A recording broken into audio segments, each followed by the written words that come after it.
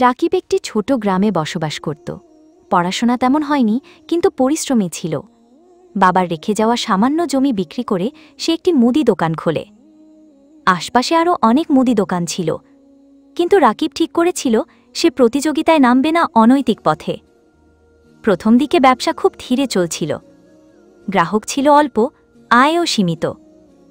অনেকেই তাকে পরামর্শ দিত, ভাই, অন্যরা যেখানে 50 টাকার জিনিস 80 টাকায় বিক্রি করছে, তুমি কেন ঠিক দাম রাখো? কেউ বলতো, সস্তা জিনিস এনে বেশি দামে চালিয়ে দাও, কে বুঝবে? কিন্তু রাকিব এসব কথা কানে তুলত না।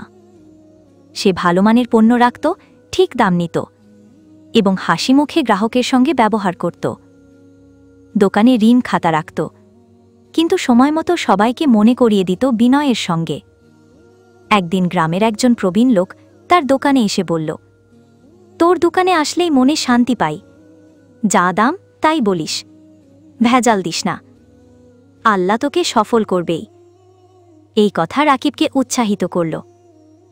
মাসের পর মাস কেটে গেল।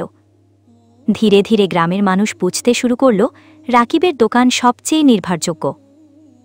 আশপাশের কিছু দোকান যেখানে নকল পণ্য দিয়ে গ্রাহকের বিশ্বাস হারাচ্ছিল, রাকিবের দোকানে মানুষের ভিড় বাড়তে লাগল।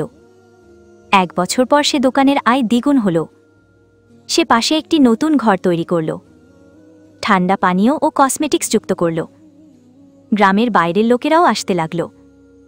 আজ রাকিব তার গ্রামের একজন সম্মানিত ব্যবসায়ী। তার দোকান এখন একটি ছোট সুপার শপের মতো। গ্রাহকের বিশ্বাসই তাকে এখানে পৌঁছে দিয়েছে। উপদেশ: সততা ও বিশ্বাসযোগ্যতা ব্যবসার সবচেয়ে বড় মূলধন। সময় লাগলেও এই পথে সফলতা নিশ্চিত।